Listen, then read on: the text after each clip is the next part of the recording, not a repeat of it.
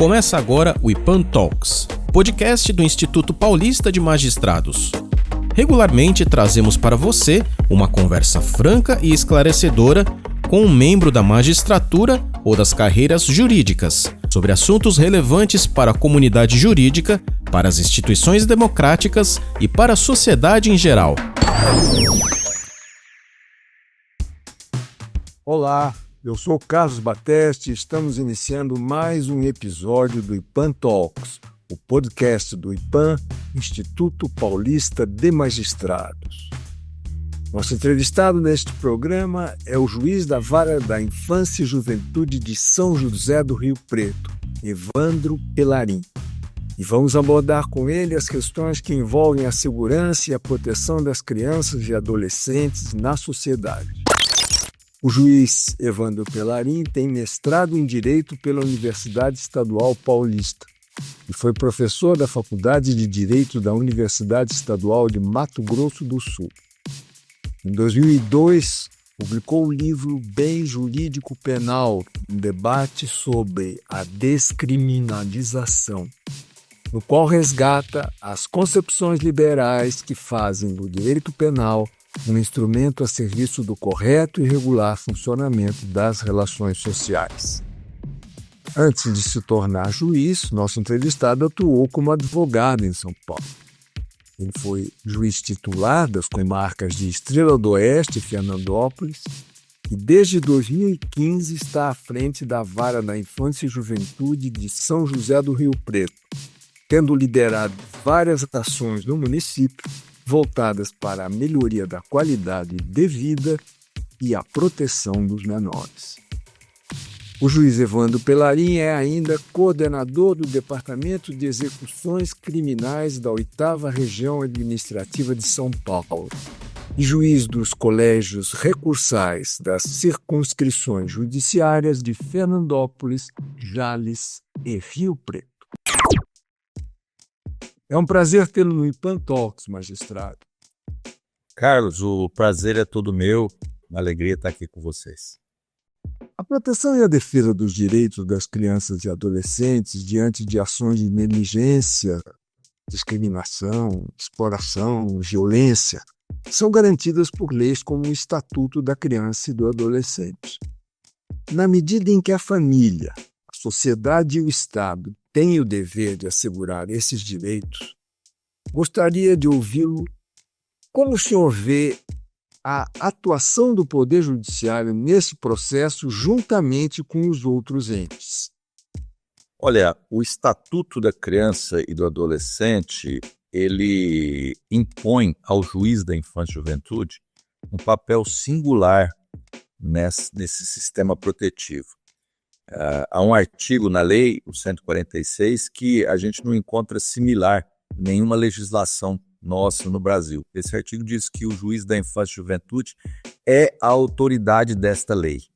Então, a provocação que a lei faz, a invocação que a lei faz no papel do juiz no sistema socioeducativo, no sistema protetivo, principalmente, da infância e juventude, é realmente singular no ordenamento jurídico. Tanto que o juiz da infância e juventude, ele tem a possibilidade de ele mesmo instaurar os procedimentos verificatórios, os procedimentos de proteção, sem depender da provocação dos advogados, do promotor, do defensor público, da polícia. Enfim, inclusive a Justiça da Infância e Juventude é tida como a principal exceção ao princípio da inércia da jurisdição, porque a regra é que a jurisdição é inerte, né? Ela só atua mediante provocação.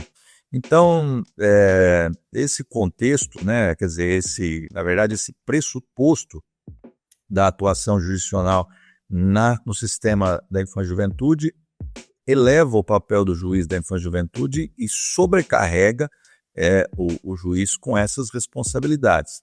Então, concretamente dizendo, Carlos, o que a lei acaba empurrando, obrigando o juiz da infância e juventude a fazer, é principalmente fazer esses elos entre todos os atores do sistema protetivo. Polícia, Conselho Tutelar, Ministério Público, Defensoria, OAB, comunidade, e a comunidade aqui com as instituições não governamentais, poder público municipal, todas as secretarias. Aliás, há um artigo 88 que fala que esses serviços, inclusive no que diz respeito a socioeducativo, tem que estar tudo concentrado num lugar só. Então, o juiz da infância e juventude acaba sendo, vamos dizer assim, a cola, né? Ele tem que fazer a colinha no sistema para que a engrenagem aconteça. Por isso que ele não precisa de ser provocado nessa situação. Então, esse pressuposto é importante para a gente colocar aqui, é um pressuposto, repito, de uma responsabilidade enorme, né, que a lei impõe sobre os ombros do juiz da infância e juventude.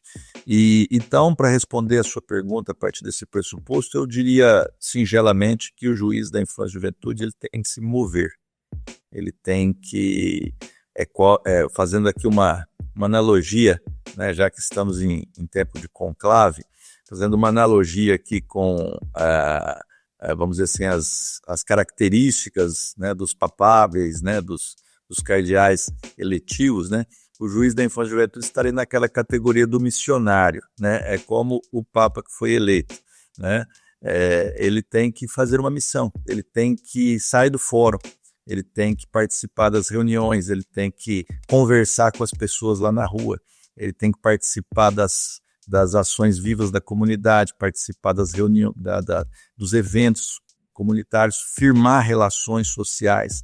Então, eu diria para você singelamente que esse é o papel do juiz da infância e juventude, ser missionário. Perfeito. Que medidas preventivas e de proteção integral o senhor considera essenciais para assegurar a dignidade, a segurança e bem-estar das crianças e adolescentes de conformidade com os direitos humanos?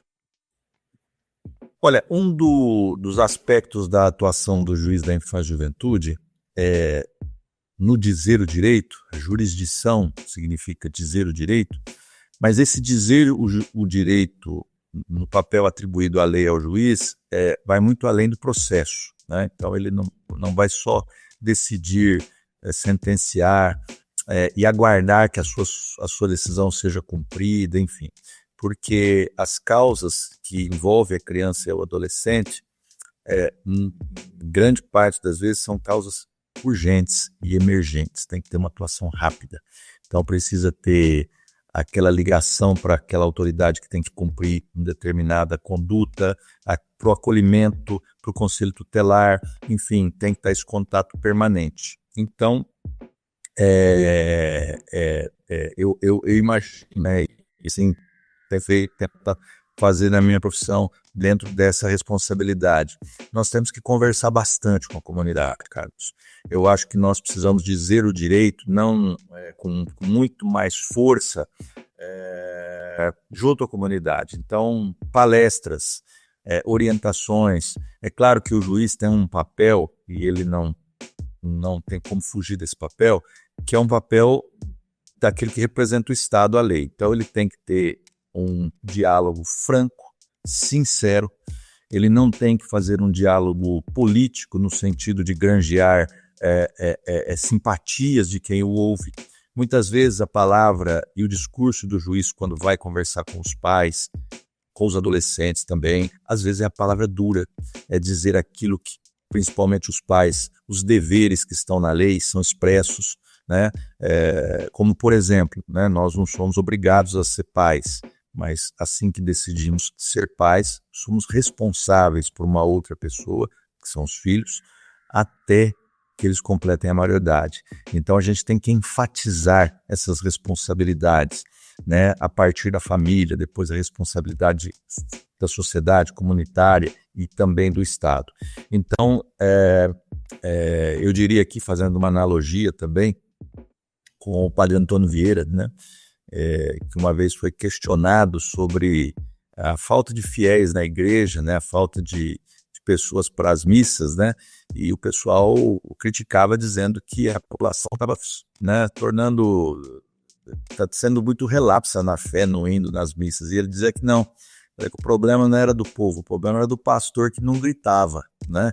Então tem que falar mais. Então esse é um papel também do juiz, energizar mais a comunidade em relação aos direitos da criança e do adolescente. Então, também para tentando aqui, finalizando, dando esse contexto na resposta para você e finalizando dizendo o seguinte, que nós temos que atuar mais fora dos processos, falar mais com as pessoas, dizer o que a lei estabelece de proteção para criança e adolescente. Como assim? Tem muito a se falar, mas singelamente, né?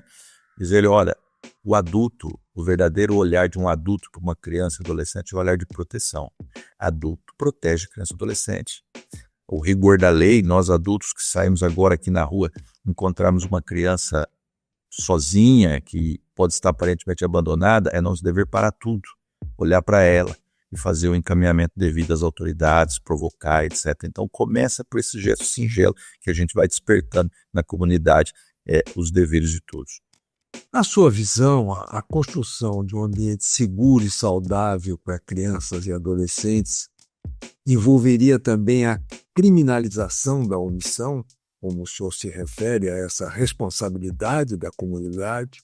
Nesse sentido, o que seria necessário para garantir a proteção da identidade do denunciante, para evitar retaliações, encorajar um número maior de denúncias com relação a essas questões de negligência, discriminação, exploração e violência contra os menores?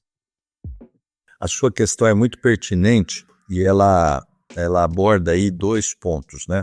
A questão da eventual necessidade de criminalização de condutas omissivas e também a denúncia feita, né, naqueles casos em que o popular, né, encontra uma criança ou sabe de uma criança ou adolescente que está em situação de risco.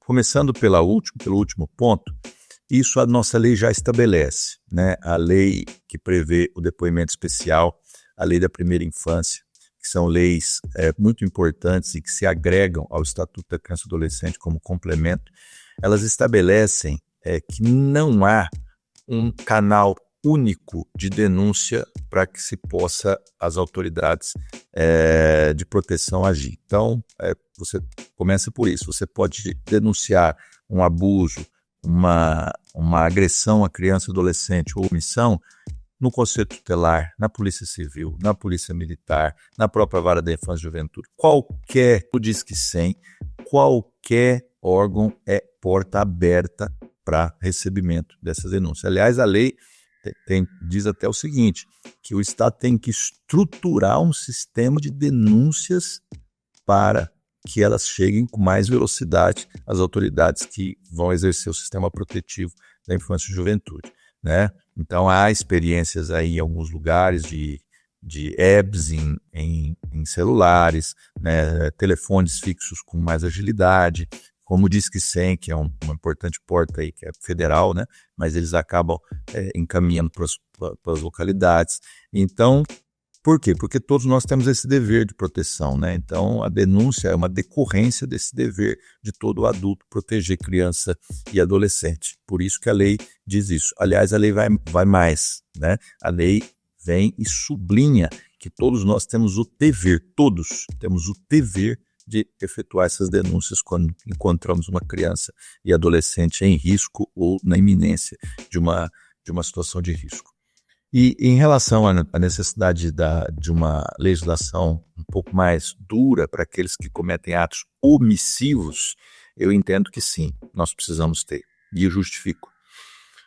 O Estatuto, ele apresenta princípios, como, por exemplo, o artigo 5º, né, vem e diz, olha, a lei punirá severamente os atos de discriminação, de omissão, enfim, aos direitos fundamentais da criança e adolescente. No entanto, Carlos, embora com algumas mudanças recentes, muito benfazejas, mas nós temos, assim, situações que, quando nós comparamos no direito, elas são muito difíceis de entender. Se a gente pegar, por exemplo, uma lesão corporal simples, né? Então, porque muitas vezes quem agride uma criança ou um adolescente pode ser um adolescente também, que tem responsabilidade pela lei. Não é só o adulto que pode atingir, né, uma criança ou adolescente. Muitas vezes um adolescente que já pode ser responsabilizado na infância, na justiça socioeducativa, né, no procedimento de apuração de ato infracional, ele é o agressor de uma criança, né, ou de um outro adolescente. Então, vai lá, dá um soco, né, maltrata, mas é uma lesão leve, que não gera uma consequência maior. Essa lesão, para a lei, Carlos, ela tem uma pena, e é claro que para o adolescente vai ser uma medida socioeducativa, mas já serve de parâmetro para a gente entender qual bem jurídico está sendo mais relevante na proteção criminal. No Código Penal, ela tem uma pena menor do que o maus tratos a um gato e a um cachorro, né? Então, se a gente pega na lei dos crimes ambientais, né, nós vamos olhar que a pena é de reclusão de 2 anos, uma pena grave por maus tratos a animais. E no caso, é possível acontecer um cenário de maus tratos com lesão a uma criança, e a pena é muito menor, 3 meses, né? Então, muitos até que militam na área da infância e juventude olham essa situação e falam, bom, para proteger criança e adolescente vamos ter que invocar a lei de proteção aos animais. É um absurdo, né? Então, a lei, nós não podemos, né, dizia um jurista americano da Suprema Corte, né, Hugo Lafayette Black, ele dizia assim, o legislador não se propõe a fazer uma lei absurda, não é essa a intenção dele, mas porém, se ele fizer, ou se a consequência prática da aplicação da lei levar ao absurdo, é dever de quem evitar que os absurdos aconteçam? É dever do juiz. Então, a gente não pode estranhar lá na frente se eventualmente vier um juiz e penalizar com a lei de proteção dos animais aquele que agrediu uma criança, porque hoje ela traz uma proteção maior no aspecto criminal. Então, eu aqui me filio junto com o desembargador Nutti, que também, né, relatando sobre o direito penal, ele também tem essa mesma posição, né? Nós precisamos avaliar um pouco melhor o sistema de proteção criminal às crianças e adolescentes. Compreendido. O IPAN idealizou e realiza desde 2016, por meio da juíza Herta Helena Hollenberg Padilha de Oliveira, vice-presidente no Instituto, um trabalho junto às escolas públicas de São Paulo, por meio do projeto Eu Tenho Voz, do qual o senhor é colaborador, que busca orientar as crianças e adolescentes sobre como se defenderem contra a violência doméstica e o abuso sexual. Além da encenação de uma peça teatral, o projeto capacita professores e gestores educacionais em relação a esse problema. Como o senhor vê esse processo de capacitação dos educadores? E eu perguntaria também dos próprios agentes policiais. Carlos, antes de tudo, da resposta à sua pergunta, o projeto Eu Tenho Voz, nós conhecemos via IPAN, e entrei em contato com a minha colega, com a Herta, porque nos interessou muito o projeto, porque o projeto ele é um instrumento muito impressionante para que nós possamos ter relatos espontâneos de eventuais abusos e violências de crianças e adolescentes.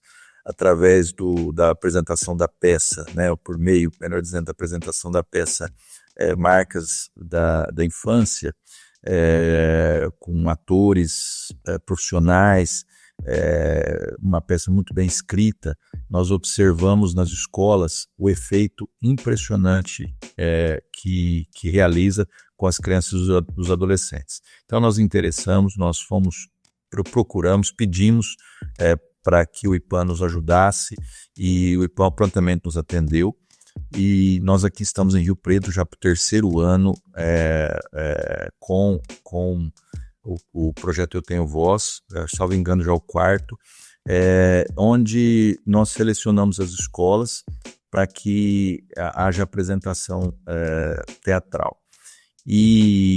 Mas nós tínhamos uma preocupação que eu sempre dizia para a doutora Herta e para a nossa equipe aqui da Vara da Infância e Juventude: nós não podemos simplesmente provocar as crianças a relatar e depois disso nada acontecer, ou que aconteça alguma coisa muito pequena diante de um drama tão grande que elas revelam. Então nós também estruturamos a nossa vara nesse sentido, com voluntários, né? Inclusive nós temos uma médica psiquiatra voluntária, nós temos psicólogos e assistentes sociais voluntários, porque porque nós não temos capacidade, né, na nossa estrutura para atender tudo. Então, nós temos, com isso, condição de pegar esses casos e darmos andamento para ele e um desfecho, né? Então, a criança faz a revelação e nós, a partir da revelação, a gente faz o encaminhamento. Com aqueles casos mais graves, nós, inclusive, temos que abrir inquéritos policiais, requisitar a instauração de inquérito, muitas vezes viram ações penais. Há casos em que nós ainda pegamos no começo, né, as crianças ainda, né, naquele começo, né, das abordagens, e que a gente consegue evitar graças à revelação das crianças. Enfim, então isso é muito, o projeto em si é extremamente importante, nós vimos a eficácia dele aqui, e por isso nós insistimos para fazer em todas as nossas escolas públicas, principalmente as escolas estaduais, e esse ano nós vamos começar numa escola municipal muito grande aqui.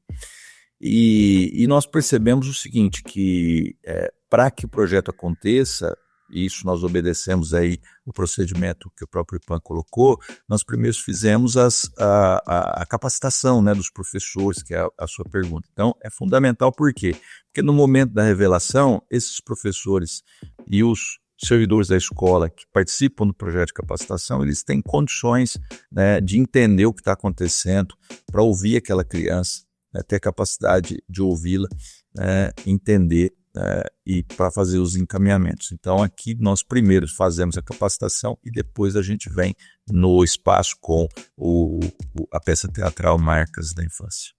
Nós entrevistamos o juiz de direito Evandro Pelarin, juiz da Vara da Infância e Juventude de São José do Rio Preto. Obrigado pela entrevista nesta edição do IPAN Talks, magistrado. Oi, Carlos, eu que agradeço mais uma vez o IPAN nos ajudando bastante, prestando um relevante serviço aqui, dando um apoio para nós aqui no interior. Quero aqui parabenizar a minha colega, a juíza Herta, que sempre está nos atendendo, sempre está conosco aqui. Também a minha colega Ana Maria Brugin, que tem feito um trabalho maravilhoso no IPAN e tem nos ajudado muito a trazer os projetos para cá, para Rio Preto, e a gente espera continuar aí por muito tempo essa parceria que tem nos ajudado muito aqui a cumprir a lei brasileira.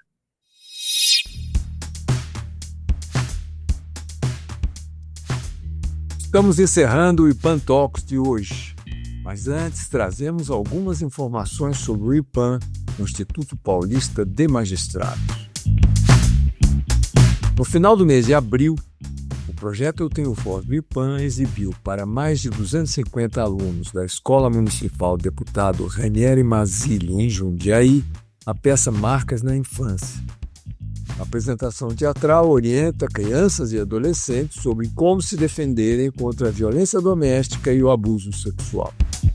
A juíza Herta Helena Hollenberg Padilha de Oliveira, primeira vice-presidente do Instituto e idealizadora do projeto, relatou que na escola visitada foram registrados 19 relatos de crianças sobre situações de violência doméstica e de abuso sexual. O IPAN está com inscrições abertas para o curso de formação de conciliadores e mediadores. Formação totalmente presencial que terá início no dia 5 de agosto. A capacitação será realizada com apoio da Associação Paulista de Magistrados, APAMAGES, e permitirá aos participantes atuarem como conciliadores e mediadores judiciais em consonância com a Resolução número 125 do Conselho Nacional de Justiça, as resoluções da Escola Nacional de Formação e Aperfeiçoamento de Magistrados, o novo Código do Processo Civil e a legislação especial federal e estadual sobre a matéria. O curso é realizado às terças e quintas-feiras, no período da manhã, e terá a carga horária de 120 horas, dividida em 2 módulos. Teórico, com 60 horas, e o prático, também com 60 horas.